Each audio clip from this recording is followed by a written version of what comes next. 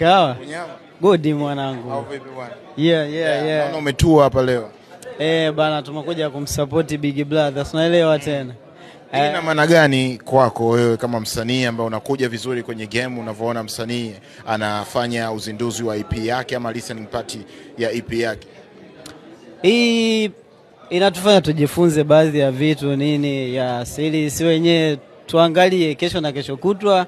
Najua tutafika na sisi fulani kwa tusiwe na ushamba wa vitu, yani kuna vitu tuwe tayari tunajua kwamba tunaweza tukapita hapa tukafanya hivi. Okay. Yes, kama una tukio lako unaandaa vipi, unakuaje pale hivyo yani. Bana, watu wakumbushe jina lako mwanangu, kwa mtu ambaye anaweza kana kutazama kwa mara ya kwanza. Bana, mimi naitwa Rayzone Msafi, ni artist. Kazi zangu pia zipo kwenye digital platform nini. Tuko tunafanya hizi harakati. Anajua ni sehemu ambazo wanatua watu wakubwa, watu wazito. Kwa mimi mwenyewe kuwa hapa, I feel happy. Na unawaahidi nini mashabiki zako mzee? Bana, nawaahidi muziki mzuri, nadhani kuanzia huu mwezi soon magoma yataanza kudondoka, vitu vinakuja vingi na vikubwa. Kwa hiyo watu wakae wategemee muziki mzuri.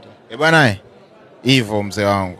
Big time, Raphael Tindo, man behind the camera, got to the diesel, that's my name, one more time. Dataflow inakuletea